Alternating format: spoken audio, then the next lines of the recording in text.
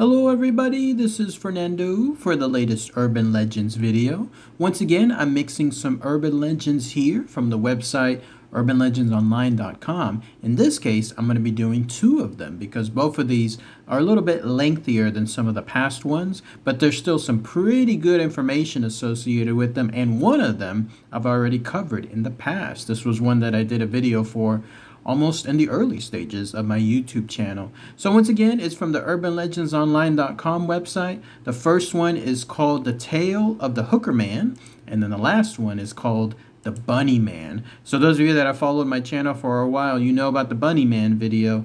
It's a video that got some good number of views too, so it'll be good to cover it once again, and then I'll give my own thoughts and opinions on everything afterwards. So the first one again is called The Tale of the Hookerman, and here's what it says. Long ago, when the trains were still the main commerce transportation in the state, an accident occurred on the tracks of Bud Lake. Now, these tracks, which run through Netcong, Flanders, and Bud Lake, were said to carry coal and other industrial fuel sources.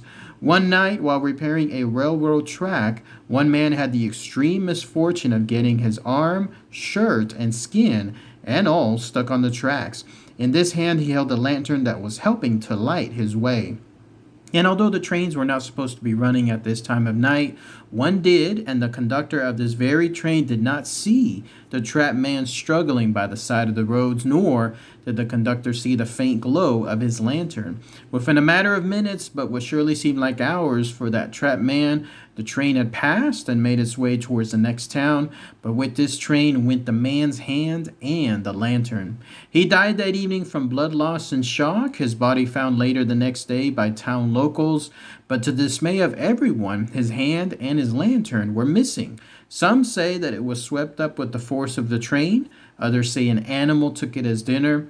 But if you stand on the tracks in the middle of the night, close to the time when the unfortunate man lost his hand, you will see a green light hanging above the tracks, bobbing up and down the same stretch of land. And that green light is none other than that man's lantern being held on to fastly by the man's hand, searching and searching in vain for its body. Now, for all intents and purposes, there's actually a green light that seems to hang over the tracks in this area, but unscarily enough, it is supposedly due to chemical deposits in the soil, either due to pollution or natural mines. Still, the sight of the green light on the tracks in the middle of the night will always recall the tragic tale of the Hookerman.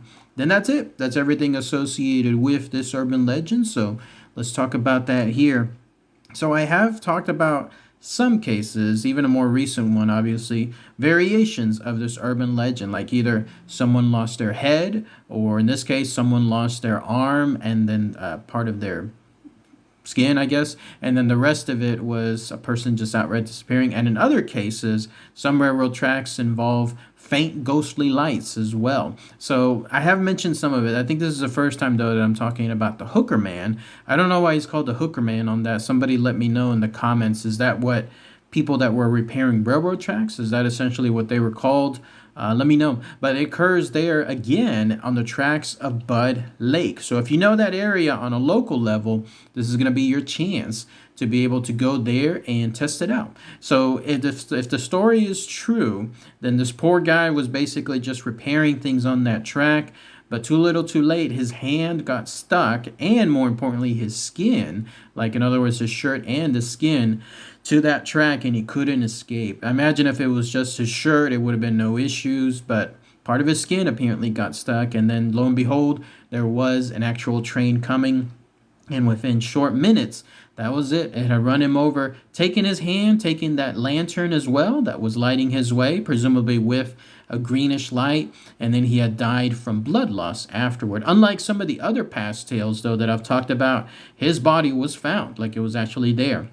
And so that didn't disappear, but because the hand and the lantern were gone, that's what people see too this very day. So if you go there to that location again, whatever those tracks are by Bud Lake, try it out. Go there at night, see what it shows. Maybe you might be able to see that greenish light bobbing up and down as if it's being held by a mysterious hand, and then somebody is trying to find essentially the rest of their body.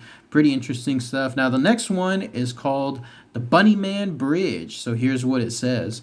The population of Fairfax County, Virginia grew after the Civil War, and eventually an insane asylum was built there. Residents were appalled that the institution had been constructed and no one wanted to live nearby it. Such a fuss was raised in the town, and since the local politicians decided not to oppose the public outrage, the institution was shut down.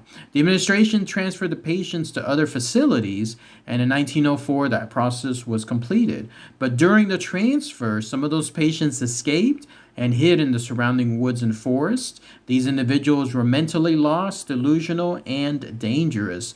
Most of them were found except Marcus Loster and Douglas Griffin. The local authorities found a trail they believed belonged to them, littered with half-eaten, mutilated bunnies.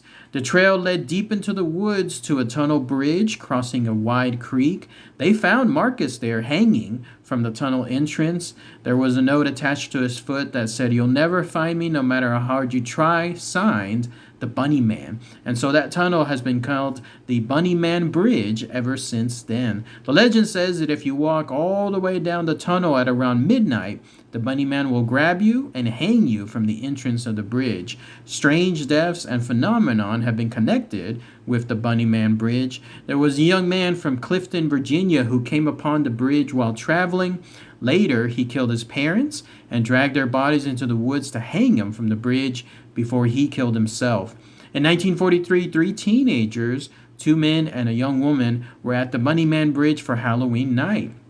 The 3 youths were found dead, hung from the bridge with their bodies slashed open. All 3 had notes attached to their feet saying the same thing: "You'll never catch the Bunny Man." In 2001, after hearing the tale, 6 local students and a guide searched the area. They found mutilated bunny parts during their search and left the forest after they heard noises and saw figures moving around in the woods.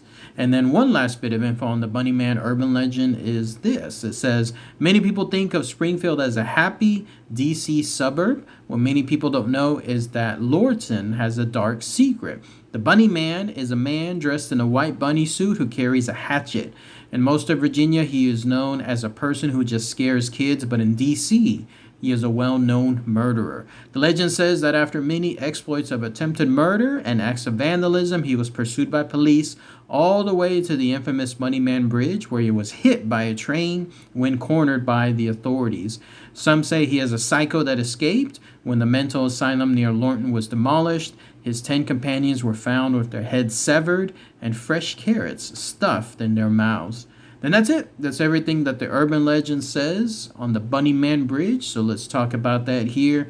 Yes, indeed, some of this information sounds familiar. Again, from one of my earliest videos when I was first starting my channel and exploring things on the urban legends side. So it's pretty much the same. But otherwise, the idea is that there was an insane asylum that was built somewhere around Fairfax County, Virginia, but none of the residents knew about it. They opposed it. It got shut down. And so in 1904, that process was started, but something occurred. Something occurred during that transfer where the patients escaped, and 2 of them, Marcus Loster, Douglas Griffin, were able to escape. They led the authorities on a hunt, and then they went to that tunnel bridge, the one that infamously became the Bunny Man Bridge, and then that's where they found him. Like, they found Marcus essentially hanging from the actual location with a note attached to his foot saying, "You'll never find me no matter how hard you try," signed the Bunny Man. And ever since then, there's just been a lot of things associated with bunnies, from the apparently half-eaten mutilated bunnies that are found around that area to, in this case, a man being found in a bunny suit with a hatchet trying to kill people around that location. And then, as the last story showcased, there were 6 local students who found bunny parts littered throughout the area as well back in 2001. So is this urban legend true? It's hard to say. I've never been to that bridge myself, but if anyone has and has been able to at least see what it's like, see if there's anything there, see if it's even still around. Who knows? It might even be closed down by now or completely demolished. Let me know. Post it in the comments. That last part involving the Bunny Man Bridge there in Springfield, that's new. I don't remember talking about that, but apparently at least there's another variation associated with the Bunny Man and the bridge that he haunts as well. I have no idea though if this falls more in the lines of a ghost and spirit story or for something else completely different. But either way though, those are the urban legends associated with the Bunny Man. I would recommend caution though if you do go and you try to test it out, because you never know what kind of area that is, how sketchy that is around that spot. So you don't want to be in a location if it's dangerous. But again, anyone has more local info, post them below. All right, everybody. Thanks again as always. Take care.